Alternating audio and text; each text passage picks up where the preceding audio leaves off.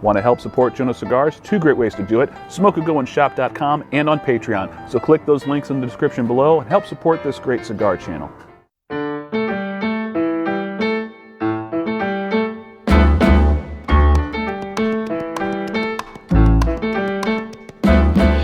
And good evening, ladies and gentlemen. Joe at Jonose Cigars back for a new review, new format, as I have mentioned in a previous video.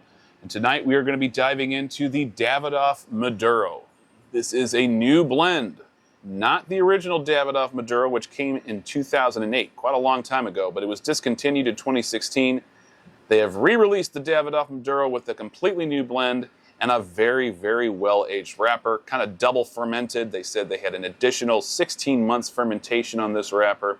This consists of Dominican long fillers, a Mexican binder, and an Ecuadorian Maduro wrapper. Looking at the cigar, very nice looking. Very nice dark mocha brown coloring. Good looking roll and pack, some slight pressing visible on the foot. Good looking cap. Nice double cap there on the top. Classic Davidoff insignia.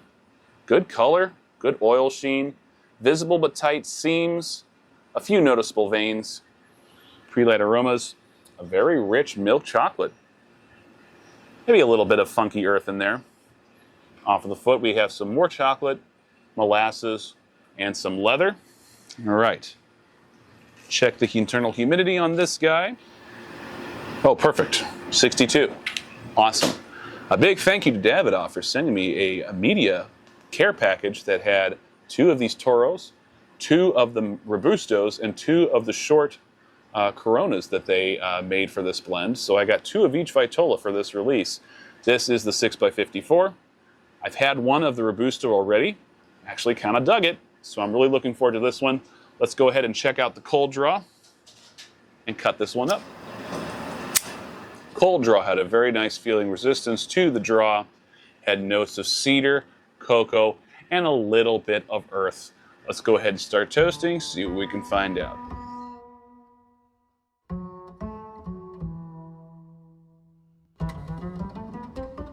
Off the first few puffs, the cigar gave a very good draw with a generous smoke output, medium full-bodied with a somewhat gritty and very fudgy smoke texture.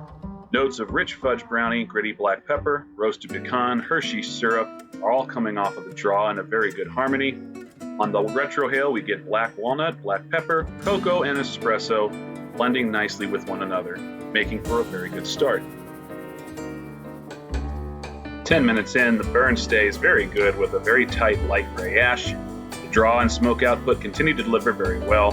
The cocoa note takes center stage on the draw while taking on slight nuances of dark plum and a savory charred oak that mesh beautifully with the black pepper. The retrohale maintains much of the initial nuances but also take on some of the aforementioned plum notes now.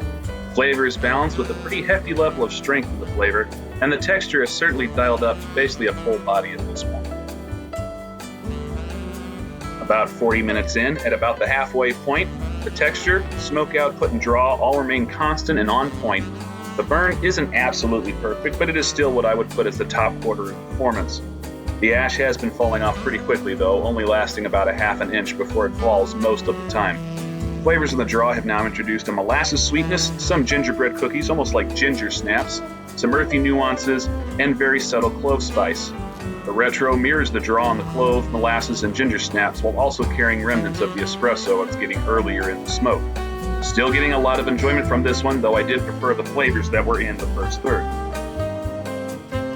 Now 90 minutes in, towards the end of the cigar, we get a Dr. Pepper note on the draw along with the heavier earth, black pepper, and a reemergence of that fudgy brownie we were getting in the first part of the smoke. A lingering clove note, charred cedar, and touches of tamarind off the draw. Retro brings out a bright white pepper and other baking spices along with a lingering plum note, earth, and espresso. We did have to touch up the burn once in the back third, but all in all it was a good performing smoke with a rather luxurious feeling smoke texture throughout. While this was far from my favorite Davidoff, there was still lots to love with his experience, and I'm very happy to have been able to smoke this one without having to go in for the rather hefty price tag this one commands. Thanks so much for tuning in for this review. As always, don't forget to subscribe. Click that icon bottom right corner of the screen if you haven't done so already. If you like this video, please give me a thumbs up and leave me a comment below. Don't forget to hit the bell notification icon so you can get notified every time a new review or video gets released by Jonose Cigars. See you all in the next review. Till next time, smoke a good one.